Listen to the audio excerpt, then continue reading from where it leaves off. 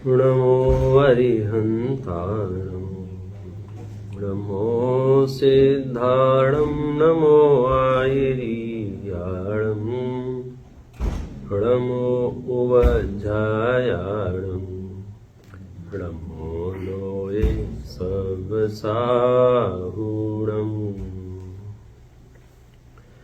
जीवमजीवं दवं जिणवरवसहेण जैण निर्दिष्टं देवेन्दविन्दवन्दं वन्दे तं सर्वदा शिरसा। आचार्य भगवान नेमिचंद सिद्धांति देव द्वारा विरचित यह है द्रव्य संग्रह नाम का ग्रंथ है। जैन शासन में अनेक ग्रंथ हैं और हर ग्रंथ आपको मोक्ष मार्ग प्रशस्त करने में हेतुभूत है। कुछ अध्यात्म के ग्रंथ हैं, कुछ दर्शन के ग्रंथ हैं। दर्शन में भी जो अध्यात्म के ग्रंथ हैं और आगम के ग्रंथ हैं, उनकी चर्चा को सार रूप से यदि कहना चाहूं तो ऐसा कह सकते हैं कि हम यदि बाहर देखते हैं तो हमारे पास बाहर कैसे देखें, इसके लिए बहुत बढ़िया ग्रंथ है द्रव्य संग्रह। और यदि हम अंदर देखते हैं, ध्यान करते हैं, मेडिटेशन करते हैं, तो अंदर कैसा देखें, इसके लिए बहुत बढ़िया ग्रंथ है समय सार। ये तो मैंने दो नाम लिए हैं। अब जितने भी अध्यात्म के ग्रंथ हैं वे आपको अंदर की वस्तु स्थिति बताते हैं कि अंदर ऐसा है, और जितने भी आगम के ग्रंथ हैं वे बाहर की परिस्थितियां बताते हैं, बाहर की परिस्थितियां ऐसी हैं। मतलब संसार को समझना हो तो आपको आगम बहुत काम आता है। तत्वार्थ सूत्र है, वह पूरी व्यवस्था समझाता है। ऐसे ही द्रव्य संग्रह व्यवस्था समझाता है। मतलब घर से बाहर निकलें तो दुनिया कैसी है, और घर के अंदर आए तो दुनिया कैसी है। घर के अंदर प्रवेश करेंगे तो हम किसको याद करेंगे? आत्मा को। मेरे अलावा इस विश्व में किसी और से मुझे कोई लेना देना नहीं है, ये निष्कर्ष अध्यात्म ग्रंथों का है। मैं मेरे में तृप्त रहूं, मैं मेरे में परिपूर्ण हूं, मैं मेरे आश्रय से मोक्ष मार्ग प्रशस्त करूंगा। लेकिन निचली भूमिका में या शुरुआती दौर में हर व्यक्ति का आत्मा में रहना उतनी देर तक संभव नहीं है। तो फिर क्या करे? तो कहते हैं कि वो वस्तु व्यवस्था को समझे। वह जिनवाणी में जिस तरह से वस्तु स्वरूप बताया गया है उसका विचार करे। उसका विचार करने से क्या होगा कि उसका विचार करके वापस ही अपने पास आ जाएगा। मैं सीधे आत्मा में गया और आत्मा में उपयोग नहीं लगा तो मेरा उपयोग बाहर आया। बाहर आने के बाद क्या हुआ? यदि मैं विषय कषायों की ओर बढ़ता हूं तो वापस लौटना बहुत मुश्किल हो जाता है। लेकिन मैं तत्व विचार की ओर आगे बढ़ता हूं। बाहर में हूं, दोनों बाहर हैं, विषय कषाय भी बाहर है और तत्व विचार भी बाहर है। लेकिन तत्व विचार से अपनी ओर लौटना बहुत इजी है, लेकिन विषय कषायों की प्रवृत्ति से अपनी ओर लौटना बहुत मुश्किल हो जाता है। असंभव कहीं नहीं है, असंभव नहीं है, क्योंकि मेरी सत्ता त्रिकाल है। तो मैं अपना ध्यान, अपना चिंतन, अपना मनन कब कर सकता हूं? कभी भी कर सकते हैं, बशर्ते उपयोग उस जाति का अपना सूक्ष्म बन जावे। अपन द्रव्य संग्रह ग्रंथ के आश्रय से थोड़ी सी चर्चाएं अपन ने की। विश्व किसे कहते हैं, द्रव्य किसे कहते हैं, गुण किसे कहते हैं, पर्याय किसे कहते हैं, यह सामान्य व्यवस्था की बात की। और फिर अपन ने जीव की चर्चा प्रारंभ की थी। जीव की विशेषताएं बताइए, जीव के अधिकार बताइए। तो हमने जीव का एक अधिकार तो बताया, जीव। जीव का पहला अधिकार क्या था? जीव। क्या मतलब है इसका? हाँ, जो जीता है उसे जीव कहते हैं। अब यहां भी दोनों नयों से बताया। व्यवहार नय से भी जीव किसे कहते हैं और निश्चय नय से जीव किसे कहते हैं। फिर आप पूछ सकते हैं ये दोनों नयों से क्यों बताया? तो वही जवाब, अंदर में रहना हो तो निश्चय नय का अवलंबन लेना, और बाहर में आना हो, बाहर का देखना हो तो व्यवहार नय का अवलंबन लेना। तीसरा विषय जैन शासन के पास है नहीं, और तीसरा यदि विषय कोई है तो विषय वह कर्म बंधन का हेतुभूत विषय है। फिर वो आर्त ध्यान होगा, रौद्र ध्यान होगा, विषय कषायों के परिणाम होंगे। तो यहां तो इतनी सी व्यवस्था बताई। तो जीव नाम का जो पहला अधिकार है उसको निश्चय से कैसा बताया और व्यवहार से कैसा बताया, किसको याद है? हाँ जी, निश्चय से चैतन्य प्राणों से जीता है, ये है निश्चय से। व्यवहार से कैसे जीता है? कोई कह रहा है 4 प्राणों से जीता है, कोई कह रहा है 10 प्राणों से जीता है। तो बोलो दोनों एक जैसा कह रहे हैं, अलग अलग कह रहे हैं? एक जैसा कह रहे हैं। आप यदि 4 प्राण भी कहेंगे तो भी कोई दोष नहीं है। मूल गाथा में शब्द है तिक्काले चदुपाणा, तीनों काल में यह जीव 4 प्राणों से जीता है। कौन से हैं वे 4 प्राण? इंद्रिय, बल, आयु, श्वासोच्छ्वास। बराबर है, जिसको यहां पर आन पान कहा था, श्वासोच्छ्वास को। ये 4 प्राण हैं। अब चारों के भी यदि भेद करेंगे तो इंद्रिय जो प्राण कहा उसके कितने भेद हुए? 5 भेद हुए। कौन कौन से? स्पर्शन इंद्रिय, रसना इंद्रिय, घ्राण इंद्रिय, चक्षु इंद्रिय, कर्ण इंद्रिय, ये 5 इंद्रियां हैं। बल के कितने भेद किए? 3 भेद किए। कौन कौन से? काय बल, मन बल, वचन बल। मन वचन काय जो कहा जाता है, ये 3 बलों की बात की। 2 और हैं, एक का नाम क्या है? आयु, और एक का नाम क्या है? श्वासोच्छ्वास। कुल कितने हो गए? 10 प्राण। तो ये जीव जीता है। कैसे जीता है? प्राणों से जीता है। कौन से प्राणों से जीता है?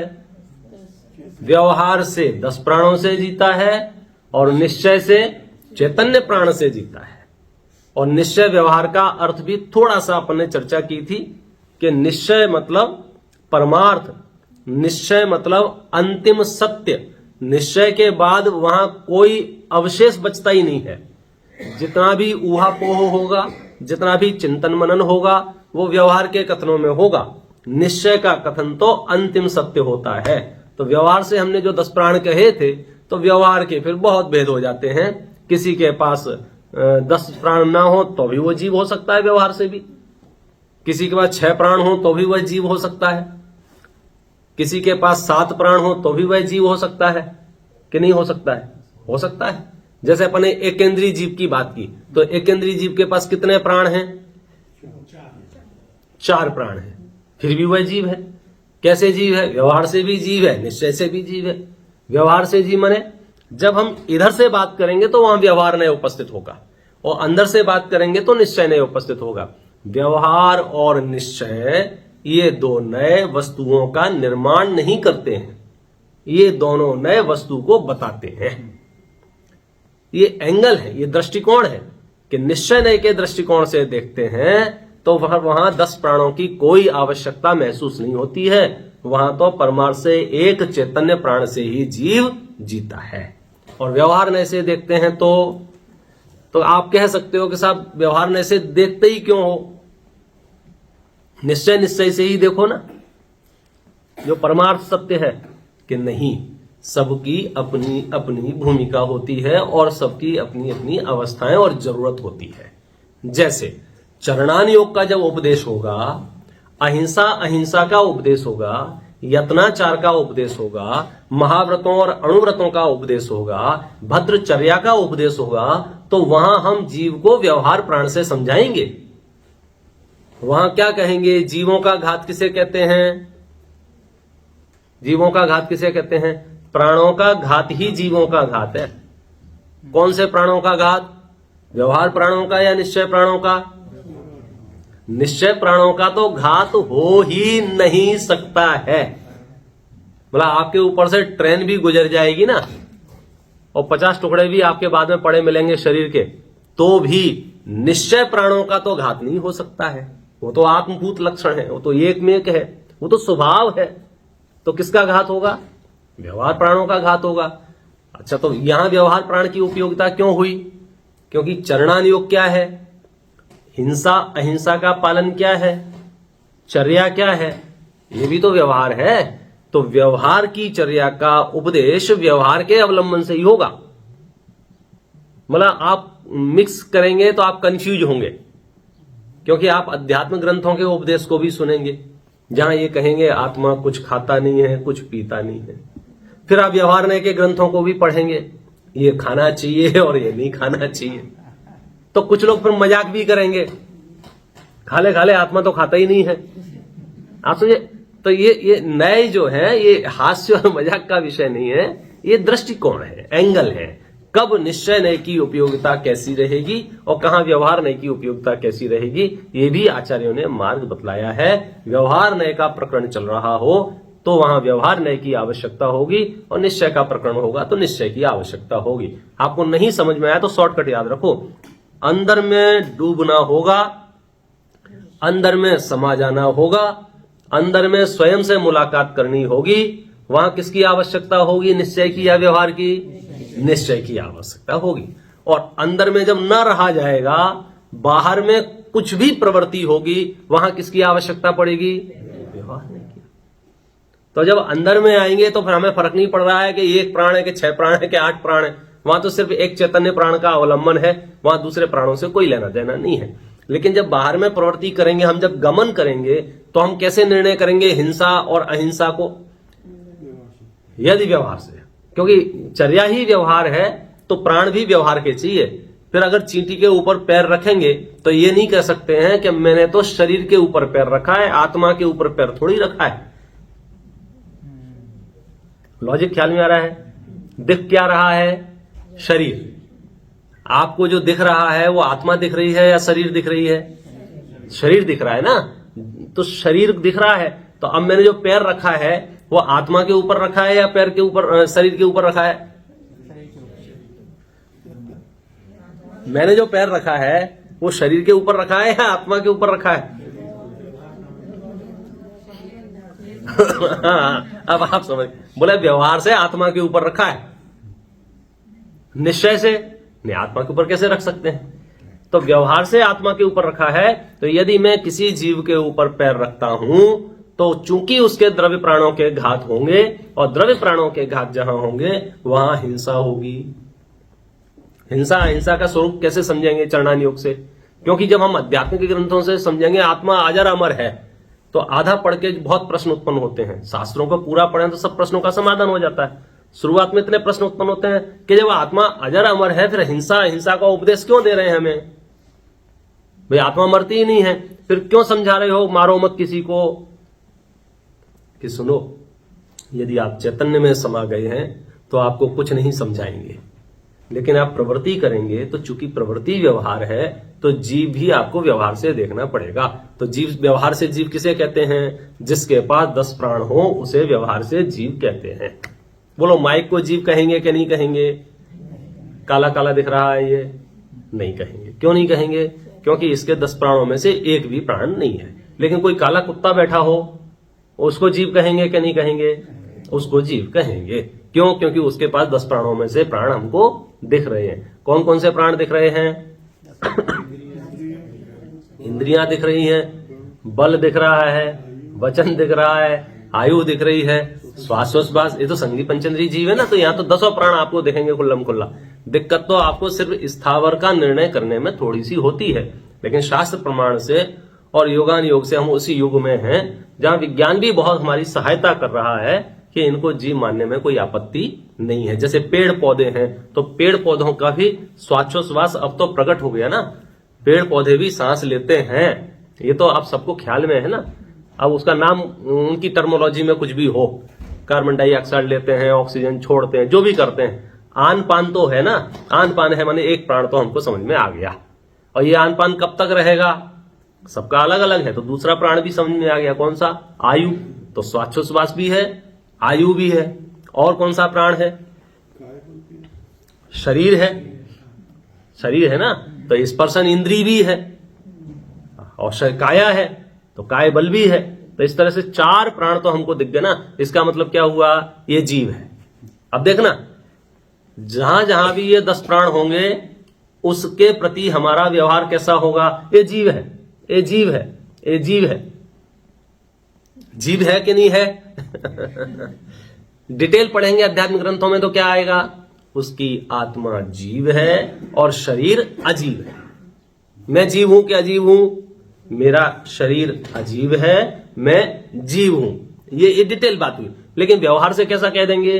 हाँ, मैं जीव हूं, ये जीव है, ये कुत्ता जीव है, मक्खी मच्छर जीव है, छिपकली जीव है, मगरमच्छ जीव है, कुत्ता जीव है, जो भी है वे जीव हैं। किस नए से? व्यवहार नए से। क्यों? क्योंकि उनके पास 10 प्राण हैं। तो इस तरह से अपने जीव के अधिकार में बहुत महत्वपूर्ण बात यह समझी कि जीव किसे कहना? व्यवहार से जिसके पास 10 प्राण हो उसे जीव कहना, और निश्चय से चेतना जिसके पास प्राण हो उसे जीव कहना। बराबर है? उसके बाद दूसरा अधिकार आया था, कौन सा? उपयोग। उपयोग 2 प्रकार का है, एक ज्ञान उपयोग और एक दर्शन उपयोग। बराबर है? दर्शन उपयोग कितने प्रकार का था? 4 प्रकार का।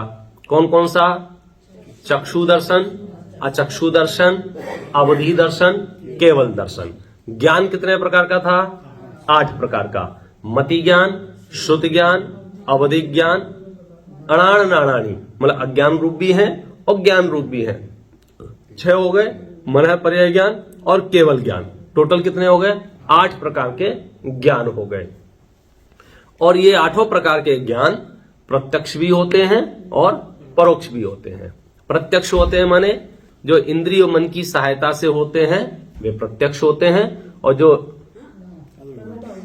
अच्छा धन्यवाद, जो इंद्रिय और मन की सहायता से होते हैं वे परोक्ष होते हैं, और जो बिना इंद्रिय मन की सहायता से डायरेक्ट होते हैं वह प्रत्यक्ष होते हैं। मति ज्ञान, श्रुति ज्ञान परोक्ष ज्ञान है, अवधि ज्ञान मन पर्याय ज्ञान और केवल ज्ञान प्रत्यक्ष ज्ञान है। बराबर है? यहां तक किसी को कोई समस्या हो तो बोलो। गाड़ी कैसे स्पीड से चलानी है आप बताएंगे? हाँ? अब देखो ये तो ऐसा ही होता है।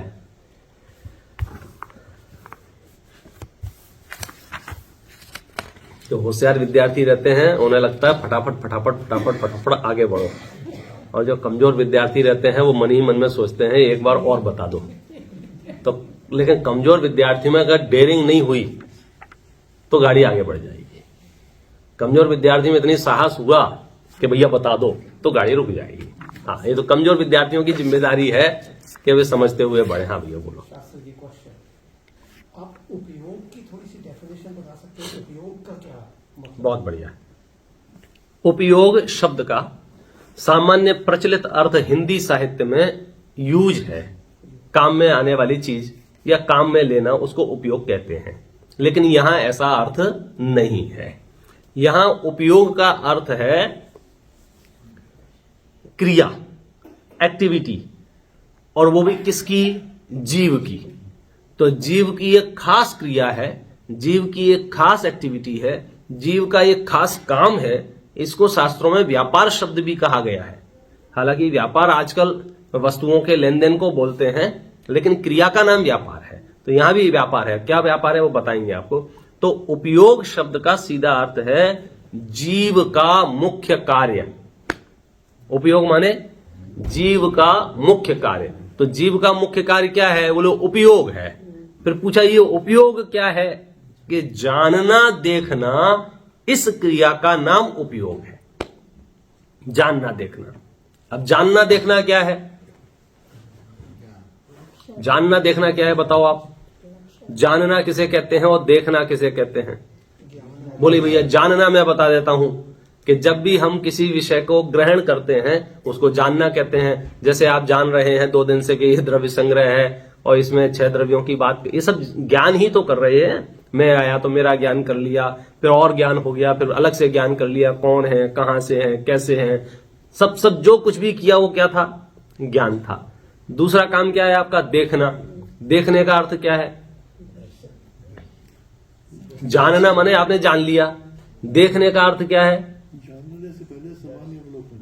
हाँ, अब आपको ऐसे शब्दों से तो आपको जगत में फिर वहीं पहुंच जाएंगे। देखने का मतलब आप क्या समझते हो कि आंख से जो हम काम कर रहे हैं वो हम देख रहे हैं। चक्षु इंद्री के विषय को सामान्यतया देखने में शामिल किया जाता है। लेकिन आपको जानकर खुशी होगी, आपकी पांचों इंद्रियां देख सकती हैं। अभी मैजिक करके भी दिखा देंगे हम आपको।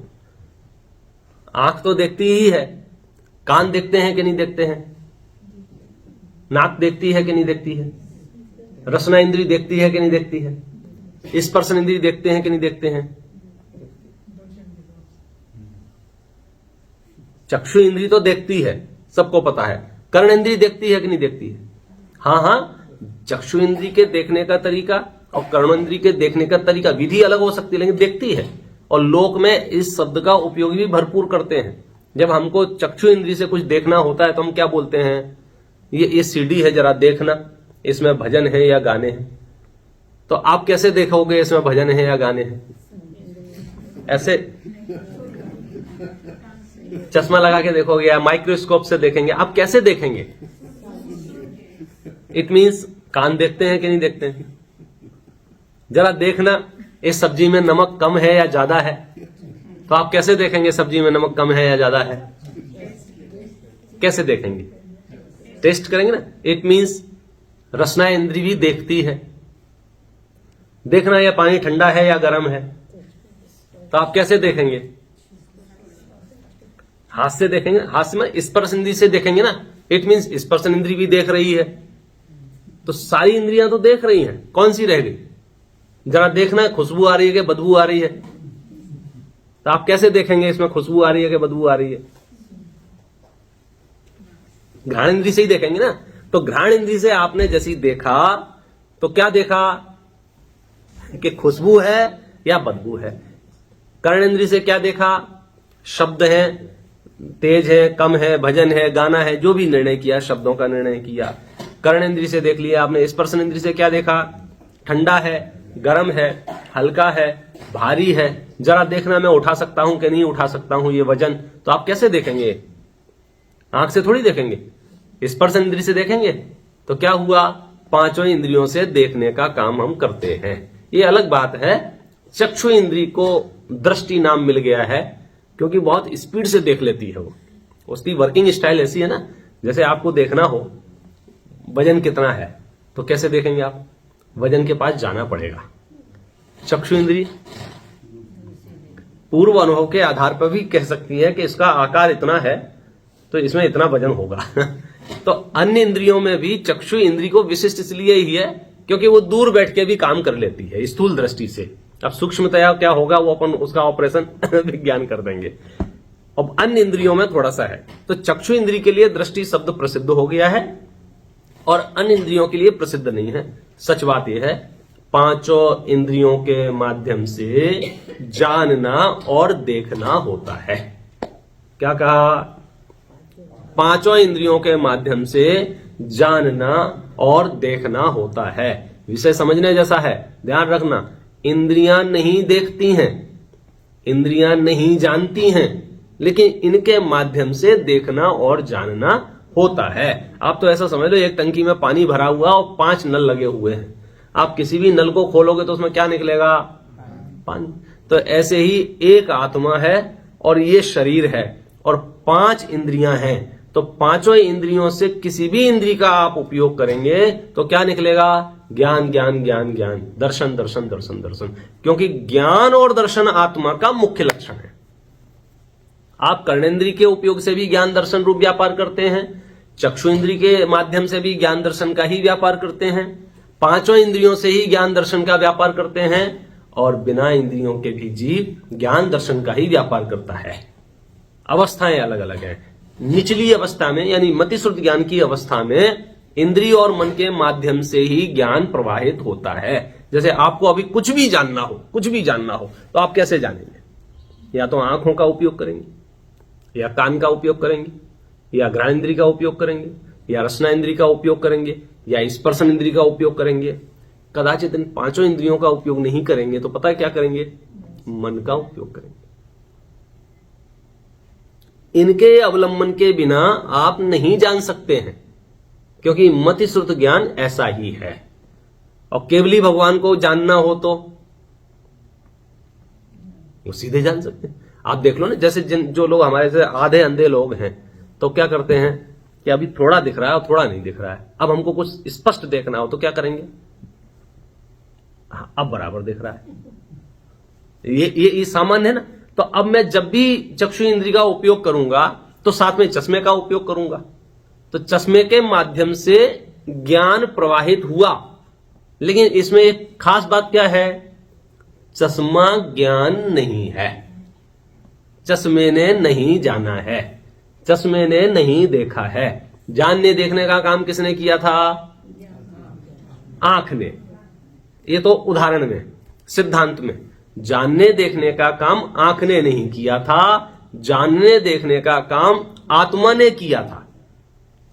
हमने अपना काम शरीर को सौंप दिया है, हमें लग रहा है ये मेरा काम है और शरीर कर रहा है। जानने देखने का काम कौन करता है, आत्मा, लेकिन इंद्रियों के माध्यम से। तो सामान्यतः जिसके माध्यम से कोई काम होता है तो हम थोड़ी बहुत क्रेडिट उसे दे देते हैं, लेकिन व्यवहार में समझिए यहां प्रवचन हो रहे हैं, अब जिसने आमंत्रण दिया होगा हो सकता है उसको क्रेडिट चली जाए कि भैया इनकी वजह से प्रवचन हो रहे हैं, लेकिन ये क्रेडिट कैसी है, व्यवहार से। जिनने ठहराया है उनको क्रेडिट चली जाए, भैया इन्हें ठहरा लिया तो व्यवस्था होगी, नहीं तो कैसे काम चलता, तो क्रेडिट उनको चली जाए। ये व्यवस्था कैसी है, व्यवहार से। तो व्यवहार से कथन बहुत बनेंगे, शास्त्रों में भी लिखे मिलेंगे। आप भी बोलते हैं मैंने आंख से देखा, मैंने कान से सुना, मैंने हाथ से छुआ, मैंने रसना इंद्रिय से चखा, मैंने घ्राण इंद्रिय से सूंघा। लेकिन सच बात यह है, पांचों इंद्रियां से पूछा, आप देखते हो, आप सुनते हो, तो इंद्रियों ने क्या कहा कि नहीं, हम तो पुद्गल हैं, हमारे अंदर तो स्पर्श रस गंध वर्ण है, हम जानने देखने का काम नहीं करते। ख्याल में आता है विषय। जानने देखने का काम कौन करता है, आत्मा करता है। किसके माध्यम से करता है, इंद्रिय और मन के माध्यम से करता है। अच्छा, इंद्रियां और मन काम नहीं करेंगी तो भी ज्ञान दर्शन काम करेगा कि नहीं करेगा। चक्षु इंद्रिय खुली होगी तभी ही हम कुछ देखेंगे, या चक्षु इंद्रिय बंद होगी तब भी हम कुछ देख सकते हैं।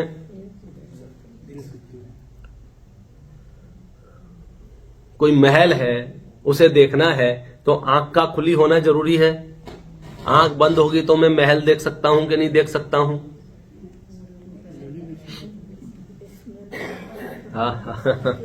नहीं देख सकते। अच्छा, आप लोगों ने सपने देखे हैं कि नहीं देखे हैं, स्वप्न देखते हो कि नहीं देखते हो। तो मेरा प्रश्न यह है, जब आप स्वप्न देखते हो तो चश्मा लगा के देखते हो या बिना चश्मे के।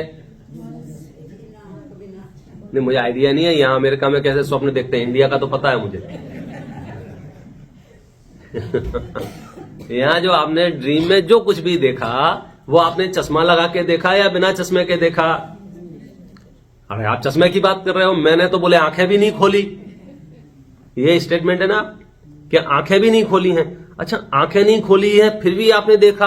क्या देखा, एक बड़ी काली भैंस मेरे पीछे पड़ गई है। तरह तरह के तो अलग अलग वैरायटी है सपनों की। तो वहां भैंस थी कि नहीं थी। हाथी पीछे पड़ गया तो वहां हाथी था कि नहीं था। और लेकिन आपके शरीर पर पसीना उतना ही है जितना हाथी होने पर होता है। आपकी हवाइयां उतनी ही उड़ी हुई है जितना रियल में हाथी सामने होता। और उस समय जो आपको दहशत घबराहट बेचैनी होती, लगभग उतनी दहशत घबराहट बेचैनी दिख रही है आपके चेहरे पर। आप एकदम सहम गए हैं इस बात को लेकर कि बस हाथी ने ऊपर पैर रखा ही था, उसका पैर आया और मेरी आंख खुल गई, मैं साइड से हो गया और उसका पैर बाजू में गिर गया। तो ये जो दृश्य आपने देखा, ये किस इंद्रिय से देखा। तो बोले चक्षु इंद्रिय तो बंद थी, इंद्रियां तो। हाँ, तो इसका मतलब क्या हुआ कि हमारे मन में जो एक गलत फहमी बैठी हुई है, मिसअंडरस्टैंडिंग बैठी हुई है कि इंद्रियां देख रही हैं, इंद्रियां जान रही हैं, इंद्रियां शरीर का अवयव है, इंद्रियों के माध्यम से जरूर मैं जान रहा हूं, लेकिन इंद्रियां नहीं जान रही हैं। जैसे चश्मे के माध्यम से मैं आपको देख रहा हूं, लेकिन चश्मा नहीं देख रहा है, इंद्रियों का कोई काम नहीं। यदि इंद्रियां देखती हो, बाल बोध में उदाहरण दिया है, यदि इंद्रियां देखती हो तो मुर्दे को भी देखना चाहिए। क्यों क्योंकि उसके पास इंद्रियां तो हैं, फिर क्यों नहीं देख रहा है? क्योंकि देखने जानने वाली जो वस्तु थी, उपयोग वाली जो वस्तु थी, ज्ञान दर्शनमयी उपयोग जिसका लक्षण था, वो जो आत्मा थी, वो आत्मा वहां नहीं है। क्योंकि जानने देखने का काम शरीर नहीं, आत्मा करता है। और ये रहस्य आपको पता चल जाए तो आंखें काम करना बंद कर देंगी, तो भी आपको आकुलता नहीं होगी, क्योंकि देखने जानने का काम कौन करता है? आत्मा करता है। कदाचित चश्मा टूट जाए तो वो लोग क्या करना चाहिए? क्या उपाय है?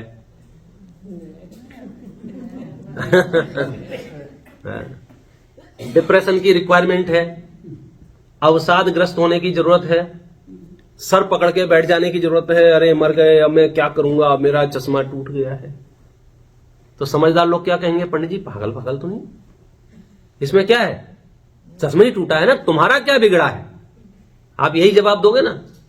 और नहीं नहीं, मैं तो उदास हो गया, मेरा तो भोजन में मन नहीं लग रहा है, और मेरा तो बात करने में मन नहीं लग रहा है, मेरा चश्मा मेरा चश्मा मेरा चश्मा। आप क्या कहोगे? 12 आपने सुनाओगे, राजा राणा छत्रपति हाथ इनके असवार, मरना सबको एक दिन, अपनी अपनी बार। पंडित जी जितने भी इस धरती पर चश्मे बने हैं, वे सारे चश्मे कभी ना कभी तो टूटते ही हैं। आपका 2 दिन पहले टूट गया तो क्या भाई उपदेश ही तो दोगे आप। अच्छा, मुझे ठीक होने के लिए क्या करना पड़ेगा? उस उपदेश को स्वीकार करना पड़ेगा कि ये फैक्ट है। और इसकी सच्चाई क्या है?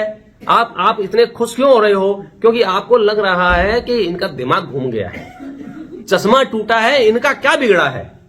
आपको मालूम है आचार्य देव इसी नए से कहते हैं, अरे शरीर में कुछ कम ज्यादा हुआ है, तुम्हारा क्या बिगड़ा है? तुम्हारी समाधि में क्या फर्क पड़ने वाला है? शरीर नहीं देख सकता होगा, शरीर नहीं सुन सकता होगा, शरीर नहीं बोल सकता होगा, शरीर में करवट लेने के भी सामर्थ्य नहीं होगी, तो भी तुम आत्मा हो, तुम्हारा क्या बिगड़ा है? तुम ऐसे मुंह लटका के क्यों बैठ गए हो?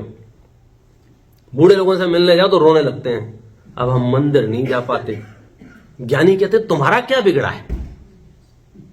जैसे थोड़ी देर पहले आप पंडित जी को समझा रहे थे ना, क्या समझा रहे थे? अरे पंडित जी चश्मा ही तो है। तो आचार्य क्या कह रहे हैं? शरीर ही तो है। तो आप जवाब दे रहे हो चश्मा तो आप नया ले आओगे। तो आचार्य कह रहे हैं ना, शरीर की क्यों चिंता कर रहे हो? शरीर भी आपको अगर ये छूटेगा तो एकदम फ्रेश नया मिल जाएगा, ताजा एकदम। लेकिन हमारी दुर्बुद्धि, हमारा मिथ्यात्व, हमारा अज्ञान प्राप्त पर्याय में इतना मस्त हो जाता है कि हम सब भूल जाते हैं और उस अवसाद में तृप्त रहते हैं। नहीं नहीं नहीं, हमको तो यही शरीर चाहिए, और यहाँ का डॉक्टर ठीक नहीं है तो फिर अपन और कहीं डॉक्टर के पास चलते हैं, और कहीं चलते हैं, और कहीं चलते हैं, और बड़ा डॉक्टर होगा, और बड़ा डॉक्टर होगा, और बड़ा डॉक्टर होगा। तुम बड़े से बड़ा डॉक्टर ढूंढ लो, 12 भावना तो ये कह रही है कि वो भी एक न एक दिन निपटेगा, उसे कौन बचाएगा? फिर आप तरह तरह के उपाय खोजेंगे। तो आचार्य समझाएंगे, मणि मंत्र तंत्र बहु होई, मरते न बचावे कोई। आप कर लो कितनी कोशिश है, ये जितने भी आपको कन्विंस किया जा रहा है ना, ऐसा कर लो ऐसा होगा, ऐसा कर लो ऐसा होगा, ऐसा कर लो ऐसा होगा, सब फर्जीवाड़ा है। क्या बात कर रहे हो? बहुत कठिन शब्द है ये। क्यों? जैनाचार्य आपको धोखे में नहीं रखना चाहते, जैनाचार्य आपको भ्रम में नहीं रखना चाहते। वो तो पहले दिन आपको बता देंगे ये शरीर जिस रूपी डब्बे में घूम रहे हो, इस डब्बे का कोई ठिकाना नहीं है, तुम आत्मा हो, आत्मा की आराधना करो। समझानू का ही ख्याल में आता है भैया, क्या चर्चा चल रही है।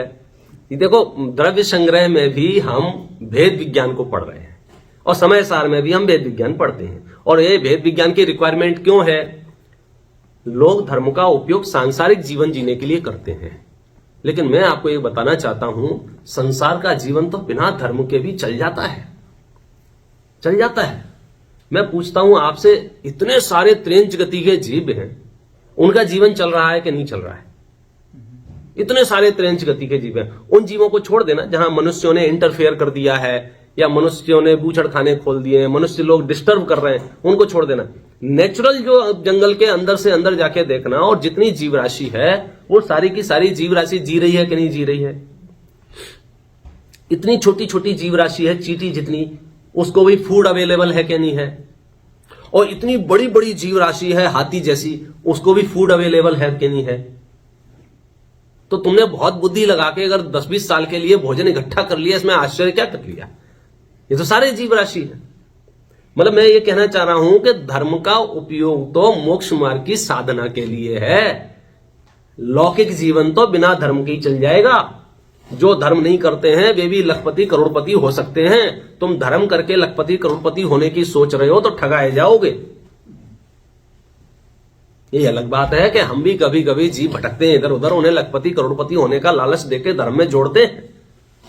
हम भी उनसे कहते हैं कि यहां धर्म करोगे पुण्य होगा, परिणाम अच्छे होंगे, परिणाम अच्छे होंगे तो पैसा भी आएगा, पैसा तो पुण्य से आता है।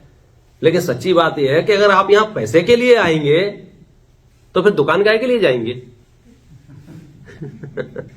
अगर भगवान को भी आप पैसे के लिए परेशान करोगे तो फिर आप बिजनेस किस लिए कर रहे हो? तो थोड़े कैटेगरी बनाओ। पैसे की पूर्ति कहां से होगी? जॉब से। पैसे की पूर्ति कहां से होगी? व्यापार से। पैसे की पूर्ति क्या होगी? उद्यम से। पैसे की पूर्ति क्या होगी? बांधे हुए कर्म के उदय से। तो भगवान क्या करेंगे? भगवान तो अपने साथ सिद्ध सलाह में बिठाने की तैयारी में है। तेरा मन हो तो आजा, नहीं हो तो भाग यहां से। ये तो हमारा कमजोर मन है कि भगवान के पास आके भी कहते हैं भगवान कमर बहुत दुख रही है, कुछ ठीक करो ना। तो भगवान कहते हैं कि हम तो ऐसा उपाय आएंगे कि हमेशा के लिए कमर गायब हो जाएगी। अशरीरी सिद्ध भगवान आदर्श तुम ही मेरे, आप ही मेरे आदर्श हो, शरीर ही मेरा नहीं है। यह भेद विज्ञान यहां धर्म क्षेत्र में कराया जाता है ताकि आप विषम से विषम परिस्थिति में भी समता भाव का आनंद ले सके। लेकिन धर्म क्षेत्र में भी हम अगर उसी जुगाड़ पे तुगाड़ पे रहे तो क्या होगा? हम हो सकता है नाराज हो जाए। इसको बहुत डेप्थ से समझना होगा। धर्म पाप और पुण्य के उदय को मैनेज करने के लिए नहीं किया जाता है। धर्म पाप और पुण्य के उदय में समता भाव रखने के लिए किया जाता है। क्या अंतर है दोनों में? क्या अंतर है? दुनिया में जितने भी धर्म चल रहे हैं या जहां जहां भी धर्म का एडवर्टाइजमेंट चल रहा है वहां आपको यह कन्विंस किया जाता है कि अगर आप धर्म करोगे तो बहुत बढ़िया लाइफ निकलेगी आपकी। कैसे बढ़िया निकलेगी? यार आप धर्म करोगे तो चक्रवर्ती बन जाओगे, धर्म करोगे तो इंद्र बन जाओगे। मतलब ऐसे आपको बड़े बड़े पैम्पलेट दिखाए जाएंगे और छोटे मोटे भी वैरायटी आपको मिल जाएगी। ये ऐसा करोगे तो आप सब दर्द ठीक होगा, ऐसा करोगे तो कर्म दर्द ठीक होगा, ऐसा करोगे तो ऐसा होगा, ऐसे ऐसे वैरायटी आपको मिलेगी। लेकिन सच्चाई बात यह है, क्या ये सब काम वो लोग भी नहीं कर पा रहे हैं जिनके पास धर्म नहीं है? कर रहे हैं। तो मैं क्या करूं कि मुझे तो कुछ विशिष्ट चाहिए। विशिष्ट क्या है? वंदे तद्गुण लब्धये। मैं आपसे ये कह रहा हूं, आप तो सामान्य गृहस्थ हैं, कोशिश कर रहे हैं धर्म करने की। जो मुनिराज बहुत धर्म करते हैं, बहुत धर्म करते हैं, बहुत धर्म करते हैं, बोलो उनके जीवन में भी पाप का उदय आता है कि नहीं आता है? इट मीन्स मूर्ख लोग होंगे। अरे क्या फायदा हुआ धर्म करने का फिर यार? जैसे मैं यहां पूजन कर रहा हूं, प्रक्षाल कर रहा हूं, अभिषेक कर रहा हूं, पाठ कर रहा हूं, स्तुति कर, जो भी कर धर्म कर आपकी दृष्टि से, और बाहर गया एक्सीडेंट हो गया मेरा, तो मूर्ख लोग क्या कहेंगे? क्या फायदा हुआ पूजा करने का? मतलब कनेक्शन कहां से जोड़ा आपने? आपको पता ही नहीं था कि धर्म का फल क्या है। ये बीच के जो मीडिएटर लोग थे हमारे जैसे, उन्होंने आपको धर्म का हर फल बता दिया। क्यों बता दिया? क्योंकि उन्हें डर लग रहा, भाग नहीं जाओ आप यहां से। वो सच्चा अर्थ बताने से पहले झूठे अर्थ भी बताए, हम नहीं बताए। रहो भैया, सब हो जाएगा, सब हो जाएगा, सब हो जाएगा, सब हो जाएगा। लेकिन सच्चाई ये है कि जो लोग परम धर्मात्मा थे उनका सब नहीं हो पाया। बोलो रामचंद्र जी धर्मात्मा थे क्या पापी थे? ईमानदारी से बताना, आपका मन क्या कह रहा है? धर्मात्मा थे ना। आपसे बढ़िया धर्मात्मा थे, आपसे खराब धर्मात्मा थे। अंदाज कह रहा है अच्छे ही होंगे, क्योंकि हम देख रहे हैं ना 150 साल में जितनी मिलावटखोरी बढ़ रही है, जितना करप्शन बढ़ रहा है, या जो जो भी चीजें बढ़ रही हैं, उस टाइम पे तो कितना हेल्दी फूड होगा, हेल्दी चर्या होगी, हेल्दी एनवायरनमेंट होगा, सब कुछ बढ़िया बढ़िया होगा। बराबर है। रामचंद्र जी जैसे बलभद्र हैं, और एक विशेष स्पेशलिटी उनकी, उसी भाव से मोक्ष जाने वाले हैं। बराबर है ना। फिर भी 14 साल के लिए उनको घर से निकलना पड़ा कि नहीं निकलना पड़ा? ये पाप का उदय नहीं है तो क्या है? अब मैं आपसे पूछता हूं, उन्हें 14 साल के लिए घर से क्यों निकलना पड़ा? अब जो जिस बुद्धि का होगा वैसा जवाब देगा। कोई कह सकता है उनके पापा ने घर जो बनाया होगा वास्तु से नहीं बनाया होगा। अब कर लो क्या करोगे।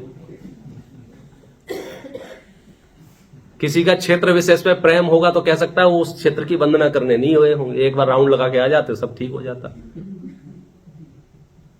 कोई उधर का होगा तो कहेगा फेंसिंग नहीं टांगी होंगी उन्होंने,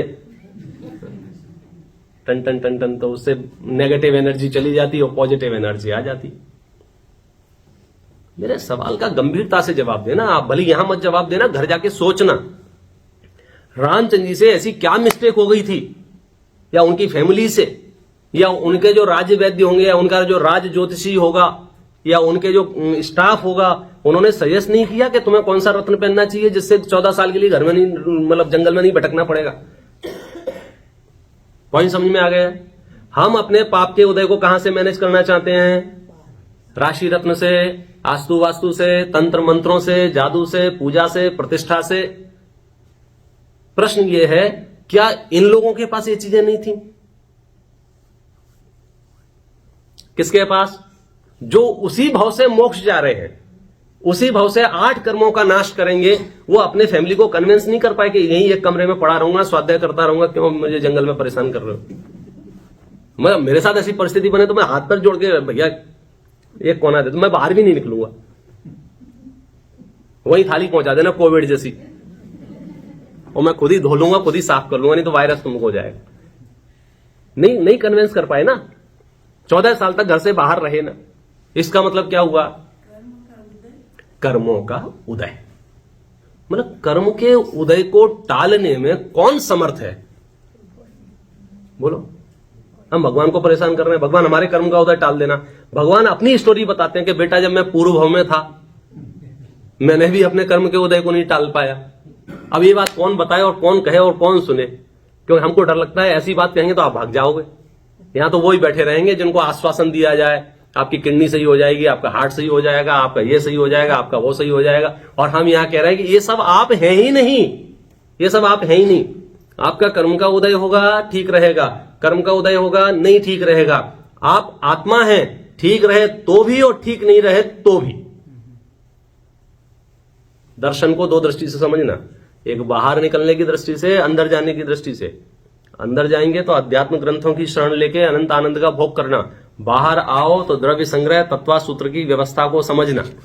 इसके अलावा आप जो कुछ भी करोगे उसको हम अंधविश्वास कहेंगे, आडंबर कहेंगे। फिर भी छोटे छोटे बच्चों को प्रेरणा देने के लिए छोटे छोटे झूठ बोले जाते हैं, बेटा मंदिर जाने से ऐसा होता है। क्यों? वर्तमान योग का ऐसा ही स्वरूप है। इसलिए आप किसी को एकदम रिजेक्ट मत कर देना, इसने तो ऐसा कहा, इसने तो ऐसा कहा। उसका अपना पर्पज होगा, उसका अपना प्रयोजन होगा, लेकिन हम तो उसकी गहराई में जा रहे हैं ना। 5 पांडव का नाम सुना है? सबने सुना होगा। बोलो, सामान्य धर्मात्मा थे कि विशिष्ट धर्मात्मा थे? बाई बर्थ धर्मात्मा थे। बिना पाठशाला में गए भी वे शराब नहीं पीते होंगे। आप समझे, इतना अच्छे वातावरण में उत्पन्न हुए थे। और 5 पांडवों में से लगभग 5 में से कुछ तो उसी भाव से मोक्ष गए, कुछ अगले भाव से मोक्ष गए। ऐसे मोक्ष जाने वाले जीवों को भी फैमिली डिस्प्यूट का सामना करना पड़ा कि नहीं करना पड़ा? घर वाले घर में नहीं रहने दे रहे, भगो यहां से। और हम क्या कह रहे हैं? हम धर्मात्मा हैं, हमारे साथ वीआईपी प्रोटोकॉल होना चाहिए। अरे यहां कह रहे मोक्ष में जाने वालों का आता पता नहीं, तुम क्यों नेता बन रहे हो बताओ। आप इसको मैं बहुत हल्के फुल्के अंदाज में बोलता हूं, लेकिन परम सत्य बात है ये, इसको आपको एक्सेप्ट करना पड़ेगी। आप कभी परेशान नहीं होंगे, आप कभी फ्रस्ट्रेट नहीं होंगे, आप कभी ब्लेम नहीं करेंगे, आप कभी डिप्रेशन में नहीं जाएंगे, आपको कभी एंजाइटी नहीं होगी, आपको घबराहट नहीं होगी, क्योंकि आपको कॉन्सेप्ट पता है। आप कभी ये नहीं कहेंगे तेरी वजह से मेरी टांग टूट गई। भले ही लाठी लेके आपने टांग तोड़ी होगी तो भी ये कहेंगे मेरा ही कर्म का उदय होगा, तो तुझे ऐसा भाव आया। मेरे कर्म का उदय नहीं होता, कुछ नहीं हो सकता था। हनुमान जी विमान से टपक गए नीचे, याद है आपको? प्रथमानुग जिनने पढ़ा होगा, हनुमान जी विमान से टपक गए, शिला टूट गई। मतलब चरम शरीरी थे, मतलब पावरफुल उनकी बॉडी। तो हम बैठे बैठे कुछ नहीं, बस ऐसे पैर मोड़ा था, उसके बाद सीधा नहीं हो रहा है। मतलब ये क्या है ये? आप इसकी डेप्थ में जाइए। मतलब कुछ नहीं, अच्छा था। आप समझो, आपके सालों पहले हमारे साथ संजीव जी इतना ट्रिप करते थे, इतनी आराधना करते थे, इतनी उपासना करते थे, सब कुछ बढ़िया, सब कुछ बढ़िया, सब कुछ बढ़िया। क्या हुआ? अचानक से समाचार मिले ना कि भाई इनको ये तकलीफ है। अब वो तकलीफ कैसे दूर हो सकती है? बोलो। तकलीफ मेरे में नहीं है, ये अनुभूति ही तकलीफ से दूर होने का सबसे बेहतरीन कला है। अब यहां तक पहुंचने में थोड़ा सा श्रम लग सकता है। हाँ, कुछ लोग कह सकते हैं अपने आप को बेवकूफ बना रहे हो, कैसे तकलीफ नहीं है? साफ तो दिख रहा है, रिपोर्ट में लिखा हुआ है तकलीफ है। मतलब एक्सेप्टेंस से क्या होगा कि आपकी जो घबराहट, आकुलता, बेचैनी, फिर हमारे पास जो टाइम बचा है वो क्वालिटी टाइम होगा। हमको पता है कि हमारे पास लगभग इतना दिन है। अब तो हर चीज का समझो एनालिसिस इतना हो गया है, डेटा इतना इकट्ठा हो गया है कि आपको लगभग जो बीमारी आपके सामने आएगी उसके अगेंस्ट डॉक्टर कह देगा कि लगभग इतना है। आप भाग्यशाली हैं, आपको पता चल गया है। आधी दुनिया तो अंधेरे में जी रही है। पता क्या लग रहा है? इनका तो रिपोर्ट करा लिया, इनको तो डॉक्टर ने बोल दिया इनके बाद 2 साल है, और मेरे पास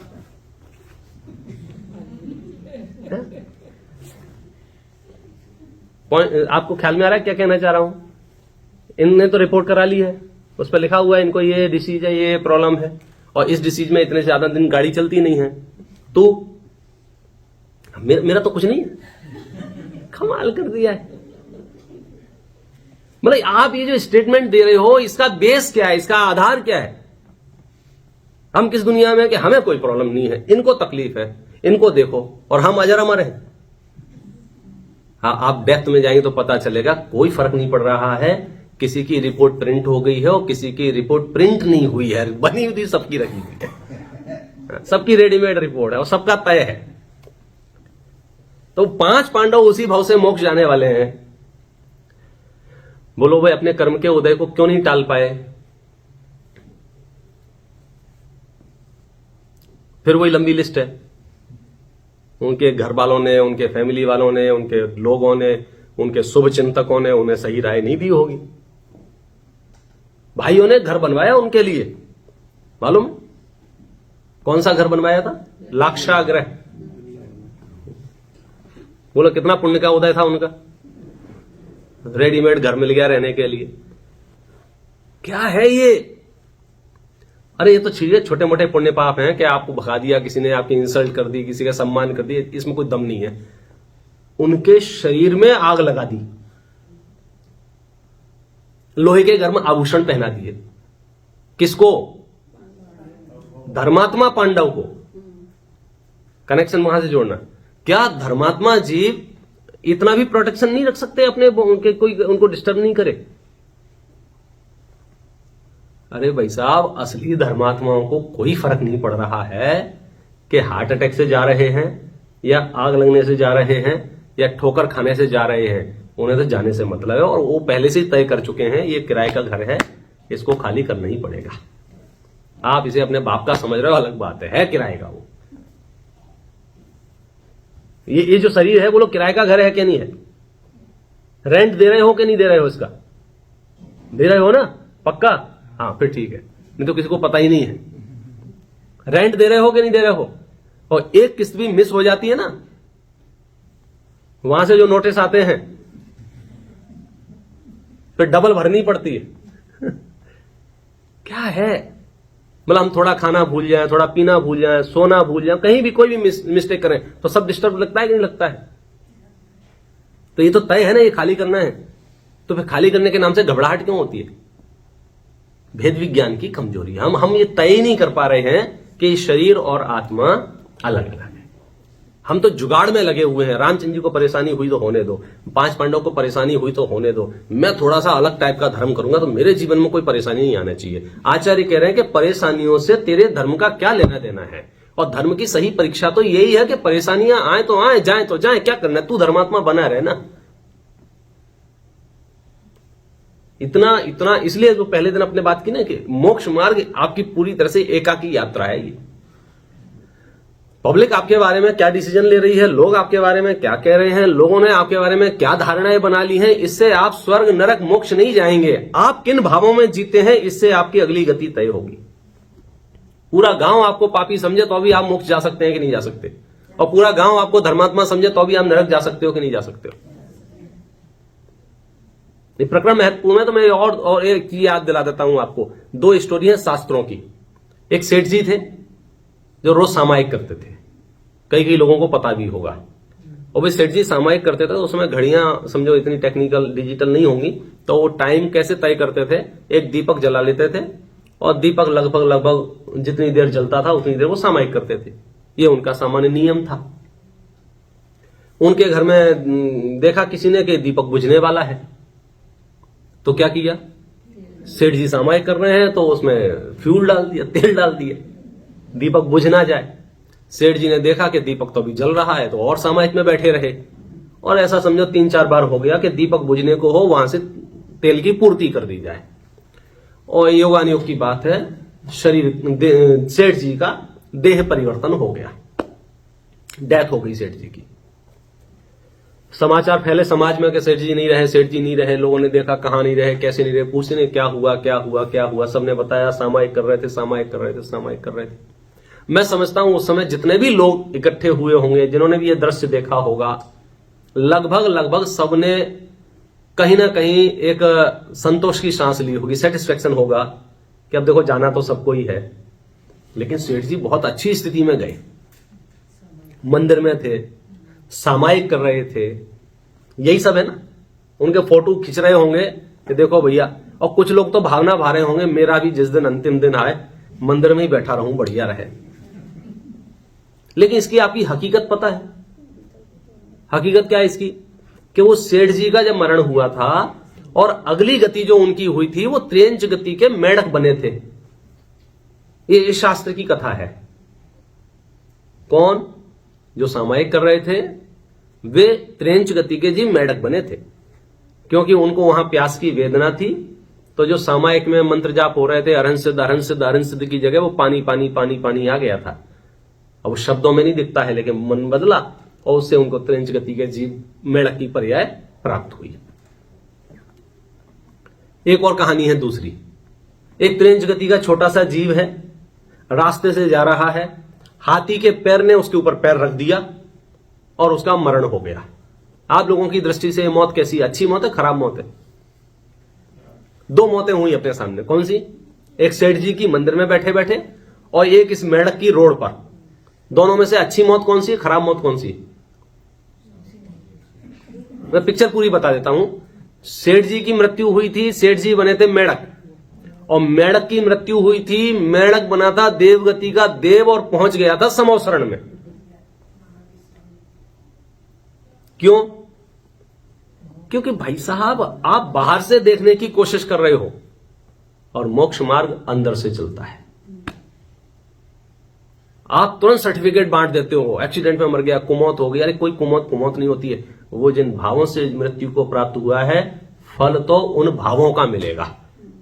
5 पांडव का भी तो एक्सीडेंट ही हुआ था ना, नहीं हुआ था? क्या हुआ था? हाँ? तो एक्सीडेंट ही है ना वो। तो एक्सीडेंट में क्या होता है? अचानक से चीजें होने लग जाए, उसका नाम एक्सीडेंट है। अब गाड़ी में बैठ के हो रहा हो तो उसका नाम भी एक्सीडेंट है। खड़े खड़े थे, ध्यान कर रहे थे, दूसरे ने आके उपसर्ग किया। तो लगभग परिस्थितियां तो अच्छी नहीं थी, लेकिन परिणाम, फल किसका मिला? परिस्थितियों का या परिणामों का? और हम डिप्रेशन में रहते हैं परिस्थितियों से। तो आचार्य कहते हैं परिणामों से आनंद में रहा करो, परिस्थितियों से कुछ बिगाड़ सुधार नहीं होता है।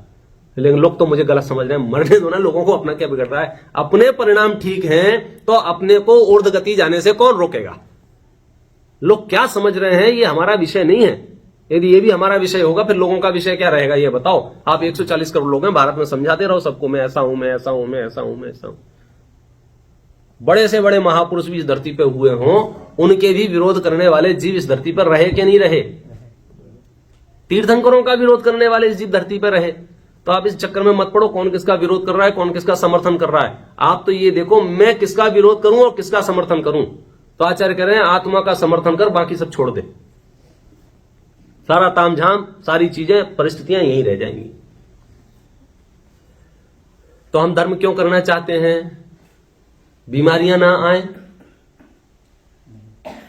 असली बात बताऊं, बीमारियां आए तो और ना आए तो मैं हैप्पी रह सकूं, इसलिए मैं धर्म करना चाहता हूं। और धर्म क्या सिखा रहा है कि आप समझ लो जगत में क्या चल रहा है। तो हमने शुरुआत की कहां से? 6 द्रव्यों से। कौन से द्रव्य हैं? जीव, उद्गल, धर्म, अधर्म, आकाश, काल। 6 द्रव्यों के नाम किसको याद हो गए अभी तक? हैंड रेज कीजिए। चलो साहब, 50% नंबर तो मिल ही गए। अब जिनको याद नहीं हुए उनके लिए क्या किया जाए? भोजन है ना, आज एक एक डिश कम करवा देते हैं। क्यों? हम जो खिलाएंगे वो आप पूरा नहीं खाओगे, तो फिर आप जो खाने आए हैं वो भी पूरा नहीं मिलेगा। गणित तो कहीं बिठाओ अपने आप को। 6 द्रव्य जान लो, समझ लो। मैं कह रहा हूं बहुत बेहतरीन मौका मिला है। आप बिल्कुल धोखे मत रहो कि विपिन जी पंडित जी को सुन रहे हैं, विपिन जी शास्त्री जी को सुन रहे हैं। आप नेमिचंद्र आचार्य सिद्धांत देव को सुन रहे हैं। आप शास्त्र पढ़ रहे हैं, आप शास्त्रों का अर्थ जान रहे हैं। और नेमिचंद्र आचार्य से पूछेंगे महाराज आप बता रहे हो, तो महाराज क्या कह रहे हैं मालूम है? हम नहीं बता रहे, तीर्थंकरों की वाणी है ये। तो शास्त्र का श्रवण तो हमें उस अहोभाव से करना चाहिए कि मुझे इस निकृष्ट काल में भी तीर्थंकरों की वाणी सुनने को मिल रही है। द्रव्य कितने हैं? 6। कौन कौन से? जीव, उद्गल, धर्म, अधर्म, आकाश, काल। बोलो सब एक साथ। जीव, उद्गल, धर्म, अधर्म, आकाश, काल। उसमें से अभी जीव की चर्चा चल रही है, बाकी चर्चाएं चलेंगी, लेकिन अभी जीव की चर्चा चल रही है। तो क्या चली जीव की चर्चा? जीव की चर्चा चली कि जीव का पहला अधिकार है कौन सा? जीव। उसका मतलब क्या है कि जीव जीता है। कैसे जीता है? निश्चय से, चैतन्य प्राणों से जीता है, व्यवहार से 10 प्राणों से जीता है, या यहां शास्त्र में 4 प्राणों से जीता है। अच्छा, दूसरा कौन सा है उसका लक्षण? उपयोग। उपयोग कितने प्रकार का है? 2 प्रकार का। पहला दर्शन उपयोग, दूसरा ज्ञान उपयोग। बहुत बढ़िया। दर्शन उपयोग कितने प्रकार का है? 4 प्रकार का। कौन कौन सा? चक्षु दर्शन, अचक्षु दर्शन, अवधि दर्शन, केवल दर्शन। केवल दर्शन। ज्ञान कितने प्रकार का है? 8 प्रकार का। कौन कौन से 8 प्रकार हैं? मति ज्ञान, श्रुति ज्ञान, अवधि ज्ञान, और ये अज्ञान भी है, ज्ञान भी है। मतलब ऐसे पूरा बोलना हो तो यहां से शुरू करो। कोमति, को श्रोत, को अवधि, मति, श्रुत, अवधि, मनः पर्यय, केवल। टोटल कितने हो गए? 8 ज्ञान हो गए। ये 8 ज्ञान प्रत्यक्ष भी हैं, ये 8 ज्ञान परोक्ष भी हैं। प्रत्यक्ष कौन कौन से हैं? जो इंद्रिय मन की सहायता बिना जानते हैं वे प्रत्यक्ष हैं। अवधि ज्ञान, मनः पर्यय ज्ञान, केवल ज्ञान। परोक्ष कौन से हैं? मति ज्ञान और श्रुति ज्ञान। चलिए सर, यहां तक की चर्चा में कुछ पूछना है? हाँ जी। ये जो परोक्ष प्रत्यक्ष की बात की, अगर मैं ये स्टेटमेंट देता हूँ आप करेक्ट कीजिए, इंद्रिय से होने वाला ज्ञान परोक्ष ज्ञान है, मैं बरोबर कह रहा हूँ? बराबर है। तो उसमें मन भी जोड़ सकते हैं, क्योंकि मन को भी शास्त्रों में इंद्रिय ही कहा है। 6 प्रकार की इंद्रियों की भी चर्चा आई है, और छठी इंद्री जो है उसको मन कहा है। मन की विशेष शक्ति है। तो मन के माध्यम से या इंद्रियों के माध्यम से आप जो भी जानते हैं वह परोक्ष ज्ञान है। मन और विचार को कैसे अलग करेंगे? मन को और विचार को अलग नहीं करेंगे, मन को और ज्ञान को अलग करेंगे। ज्ञान जो है वह मन के माध्यम से प्रवाहित होता है। छद्मस्त जीवों को तो जो विचार उत्पन्न होते हैं वह मन के माध्यम से ही उत्पन्न होते हैं, तो मन में ही होते हैं। जिनके पास मन नहीं है उनको विचार नहीं है, विकल्प है। राग द्वेष है उनको, क्रोध मान माया लोभ है। पेड़ को भी उत्साह आ सकती है, 1 इंद्री 2 इंद्री को भी नाराजगी हो सकती है, लेकिन उन पर विचार शक्ति नहीं है। हमारे पास नाराजगी है, वो नॉर्मल विषय है, हमारे पास विचार शक्ति भी है। ये जो दार्शनिक विचार शक्ति जो है वह मन का काम है।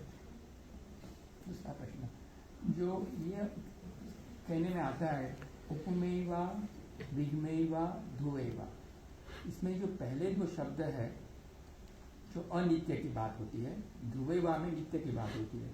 तो अभी मैं ये स्टेटमेंट दे रहा हूँ, ये भी करेक्ट करना है। पहले दो शब्द व्यवहार नहीं के हैं, तीसरा शब्द निश्चय नहीं का। वाह वाह। अच्छा, तो फिर आगे बोलता हूँ। हाँ। तो व्यवहार नहीं की बातें सब अनित्य होती है?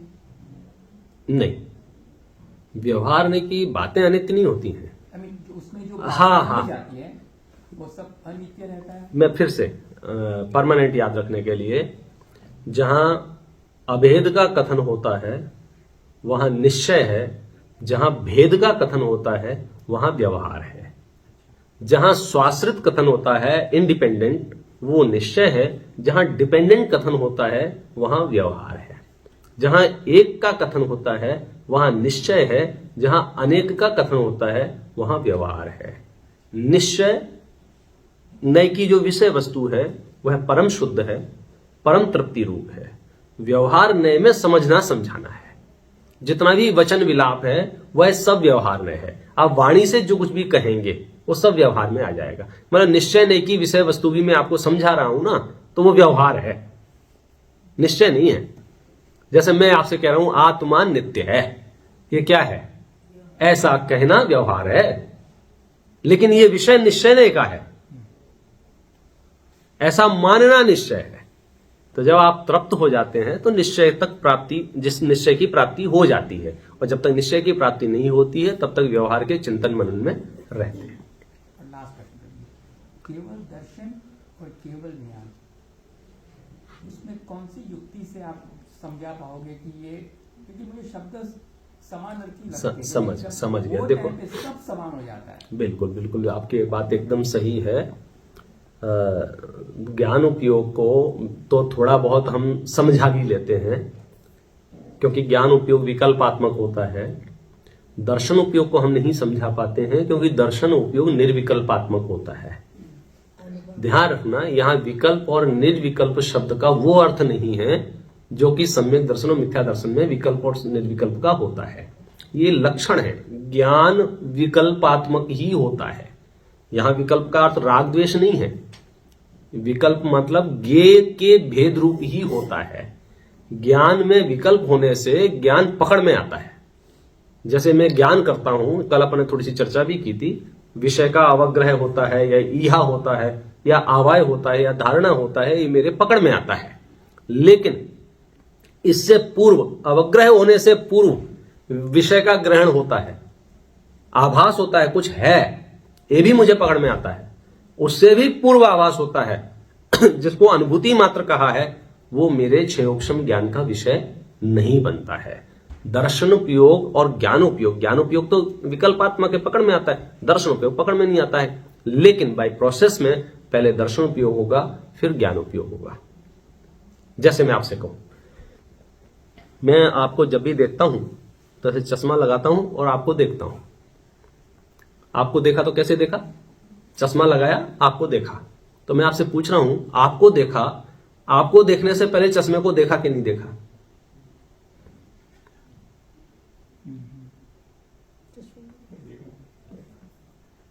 इम्पॉसिबल है ना कि चश्मे को नहीं देखा हो और आपको देख लिया हो, क्योंकि नेत्र की ज्योति चश्मे के माध्यम से ही प्रवाहित हुई ना। तो चश्मा भी जानने में आया और आप भी जानने में आए। तो चश्मा जानने में आया ये दर्शन उपयोग, और आप जानने में आए ज्ञान उपयोग, उदाहरण में। तो ऐसे ही जब मैंने ज्ञान से किसी विषय को जाना, तो ज्ञान से जब जाना, ये तो विकल्पात्मक हो गया, जान लिया। लेकिन उससे पहले ज्ञान को जाना कि नहीं जाना? सत्ता मात्र मैं हूं ये जाना कि नहीं जाना? वस्तु की उपस्थिति की स्वीकृति हुई कि नहीं हुई? अब वो क्षयोक्षम ज्ञान में ऐसे सीधे पकड़ में नहीं आती है, लेकिन बिना ज्ञान का अवलंबन लिए, बिना ज्ञान की स्वीकृति किए आप ज्ञान से जानोगे कैसे? इसलिए फिर इसकी और विस्तार से चर्चा की ना। आबाल गोपाल सभी को भगवान आत्मा अनुभूति में आ रहा है। 17-18 नंबर की गाथा है समय सार की। लेकिन यहां प्रोसेस में यह है कि दर्शनोपयोग पूर्वक ज्ञानोपयोग होता है छदमस्तों को। केवली भगवान को तो ऐसा भी भेद नहीं है कि पहले दर्शनोपयोग हो फिर ज्ञानोपयोग। यहां तो कैसा होता है, जैसे विषय बदलता ना, जैसे पुस्तक को देखा तो पहले पुस्तक का दर्शनोपयोग हुआ, फिर ज्ञानोपयोग हुआ, फिर मोबाइल को देखा, फिर आपको देखा, राजेश भाई को देखा, सुनीत जी को देखा, ललित जी को देखा, जिसको भी देखा, तो ऐसे उपयोग बदलता है। केवल ज्ञान में तो युगपत होता है। तो फिर आपकी प्रॉब्लम जेन्युइन है कि अब वहां कैसे, क्योंकि वहां तो सब जान लिया। अरे सब जानने के बावजूद भी, क्योंकि ज्ञान गुण भी है, दर्शन गुण भी है, मतलब उपयोग है ना, तो उपयोग में ज्ञान भी है और दर्शन भी है। तो दर्शन भी अपना काम करेगा, ज्ञान भी अपना काम करेगा। दर्शन उपयोग की तरह काम करेगा, ज्ञान उपयोग की तरह काम करेगा। वे अनंत पदार्थों को जानते हैं, उनके अनंत पदार्थों को जानना ही उसे विकल्पात्मक कहा है। लेकिन वहां रागद्वेष रूप विकल्प नहीं है, बंध रूप विकल्प नहीं है।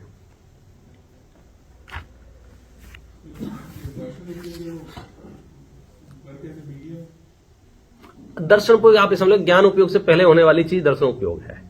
जैसे अब मैंने आपको देखा, तो आपको देखा तो मैंने तय किया ये सौरभ है, लेकिन सौरभ है ये तय करने से पहले कुछ है, उसके बाद सौरभ है। अब इतना सूक्ष्म और इतना कम टाइम है तो हम उसको पकड़ नहीं पा रहे हैं। लेकिन अभी छोटी छोटी मशीनें भी लगा लें तो आप सेकंड के भी जो नैनो सेकंड और पिको सेकंड करके कहते हो कि उसका भी प्रोसेस है। जो आपको एक फोटो दिखता है तो उसमें भी आपको कितने सारे फोटो होते तो जाके एक फोटो दिखता है। तो ऐसे ही मैंने आपको देखा और मैं तय किया कि सौरभ है। सौरभ है से पहले ये तय किया कुछ है, और कुछ है और सौरभ है के बीच में 3 प्रक्रिया हुई। अवग्रह हुआ, यह हुई, आवाय हुआ। मतलब इतनी स्पीड से दिमाग चला कि ये सोचा कौन है, पहले है, फिर सोचा कौन है, और फिर निर्णय आया कि सौरभ है। 3 स्टेप कितने से 1 सेकंड में। अभ्यस्त विषय में जो रूटीन प्रैक्टिस होती है वहां ये चीजें अपने आप ही हो जाती हैं। आप यहां से गाड़ी से यहां तक आए, गाड़ी अपने आप मुड़ती जा रही है। अरे अपने आप मुड़ती जा रही है तो वहां दर्शनोपयोग ज्ञानोपयोग हो रहा है कि नहीं हो रहा है? पहले जैसा नहीं हो रहा है। मेरे जैसा गाड़ी चलाएगा तो बूंद बूंद का दर्शनोपयोग ज्ञानोपयोग करेगा। अब क्या करूं ये भाई, वहां तो अपन इंडिया में तो बोर्ड ही नहीं है, तो 50 बोर्ड लगे हैं। अब 50 बोर्ड को देखूं क्या मैं? एक एक सिग्नल पे 20-20, 30 बोर्ड लगे हैं। कल मैंने भी वही से बोला कि एक बोर्ड लगा रखे, अब सारे पढ़ोगे क्या आप? अच्छा नहीं पढ़ोगे तो रूल तोड़ोगे। भाई यहाँ ये नहीं कर सकते, यहाँ ये नहीं कर सकते, लेफ्ट नहीं ले सकते, सीधा नहीं जा सकते, कम नहीं चलते, एक स्पीड का लगा हुआ है, सारे लगे हुए ना। अभ्यस्त विषय में क्या होता है? नजर पड़ते ही दर्शन उपयोग भी हो जाता है, ज्ञान उपयोग भी हो जाता है। शुरुआत में थोड़ी स्पीड कम होती है तो हम देख देख के चलते हैं कि भैया स्टॉप है तो खड़े हो जाएं। फिर अब बाद में अपने आप ही वो रेड साइन बोर्ड दिखते ही अपने आप ब्रेक लग जाते हैं। शुरुआत में लगाने पड़ रहे थे और हमारे जैसे तो कह रहे थे बेवकूफ में कोई नहीं दिख रहा, फिर क्यों खड़े हो? यहाँ नहीं बोले, फिर भी आप खड़े होना पड़ता है। वो लिखा है ना स्टॉप। अरे कोई नहीं है, हाँ कोई नहीं है तो भी आपको ब्रेक लगाइए और फिर आगे बढ़िए। तो ये जो हर चीज में ज्ञानोपयोग दर्शनोपयोग कैसे वर्क कर रहा है, बहुत नेचुरल प्रोसेस है, बहुत ऐसे हेडेक वाला नहीं है, क्योंकि हमको कुछ करना नहीं पड़ रहा है। मजेदार बात यह है, ये मेरा स्वभाव है और ये सहज होता है, इसमें मुझे कुछ करना नहीं है। अंतिम सत्य तो हम वहां पहुंचेंगे जैसे भगवान बैठे हुए हैं ना, हाथ पे हाथ रख के। ऐसे जिस दिन आप बैठ जाओगे समझ लेना धर्म शुरू हो जाएगा। उससे पहले तो कर्म रहेगा, चाहे पुण्य रहे चाहे पाप रहे। हाँ जी, इसके बारे में आपने बोला था कि 4 स्टेप्स है, अभिग्रह, इहा और आवाय। then अवधारणा इक्विवेलेंट टू ज्ञान हो गया ये? हाँ, धारणा ज्ञान का परम अवस्था है, मतलब स्मृति रूप भी हो गया वो। आवाय निर्णय रूप है, धारणा में चला गया तो मेमोरी में भी आ गया। हो सकता है मेमोरी चली भी जाए तो दोबारा अवग्रह करना पड़े। मैं कई लोगों से जब तक 5-6 बार नहीं मिल लेता हूं ना तो नाम याद नहीं होते मुझे, चेहरा याद रहते हैं। सामने वाला पता पहचाना है क्या, तो अपन क्या बोलेंगे, बोलो उसको ना बोले। और पहचान भी लिया है तो टेक्निकली शास्त्र के हिसाब से चारों प्रोसेस पहले हो रही है, फिर ज्ञान कहलाया जा रहा है। बिल्कुल चारों आपको अवधारणा टेक्निकली ज्ञान नहीं, वो जो 3 है वो भी तो ज्ञान के ही पार्ट है ना। एक मेमोरी रूप है, एक जानने रूप है, एक सामान्य जानने रूप है, एक आभास मात्र है तो ज्ञान का ही अंश ना। मतलब टॉर्च जलाई आपने, थोड़ी लाइट हुई, थोड़ी और लाइट हुई, थोड़ी और लाइट हुई, और माइक्रोस्कोप लगा दिया, फिर तो कहने ही क्या। तो ज्ञान सूक्ष्म होता जा रहा है, लेकिन है सब ज्ञान के ही अंश। मतलब अवग्रह भी ज्ञान का ही पार्ट है, यह भी ज्ञान का ही पार्ट है, आवाय भी ज्ञान का ही पार्ट है। वहां शरीर का कोई योगदान नहीं है, मतलब दूसरा द्रव्य नहीं है, वो भी ज्ञान रूपी ही है। मैं इसको एक्चुअली दर्शन और ज्ञान के परिप्रेक्ष्य नहीं, दर्शन ज्ञान के परिप्रेक्ष्य में तो आपको इसलिए नहीं समझ पाएंगे क्योंकि अवग्रह से पहले जो हुआ है वो दर्शन है। ये मैं चाह रहा था। हाँ। अवग्रह की, अच्छा तो अवग्रह के बाद यह हाँ। ज्ञान की अवग्रह में तो ज्ञान आ गया, क्योंकि अवग्रह विकल्पात्मक है। अवग्रह में तो आपको क्या कहना चाहिए, नॉइनली हो गए ना आप, पता चल गया आपको, तो वो तो ज्ञान रूप हो गया, विकल्पात्मक हो गया अवग्रह में। इससे पहले जो था वो दर्शनोपयोग। तुझे 4 चीजें मति ज्ञान में, is it right? बराबर है। कुछ चार चीजें आप बोल रहे हैं अभी हाँ हाँ, मति ज्ञान यह अवग्रह आवाज धारणा से फिर श्रुत ज्ञान शुरू हो जाएगा। उसके विशेष जानने की, विशेष समझने की चीजें श्रुत ज्ञान में कन्वर्ट हो जाएंगी। इसलिए मति ज्ञान दोनों श्रुत ज्ञान साथ में रहते हैं। मति पूर्वम श्रुत होता है, मति ज्ञान पहले और श्रुत ज्ञान बाद में। ये भाई साहब का जो सवाल है वो इसमें मैं एक स्टेटमेंट ये दूं कि ज्ञान के आगे का स्टेप अभी हाँ, हाँ। ध्यान, ये बराबर कह रहा हूँ? नहीं, ज्ञान के आगे का स्टेप ध्यान नहीं है। ज्ञान भिन्न गुण का परिणमन है, ध्यान भिन्न गुण का परिणमन है। ध्यान मुख्य रूप से चारित्र गुण का परिणमन है। चारित्र की अस्थिरता है तो हमारा उपयोग में राग द्वेष क्रोध मान माया लोभ है।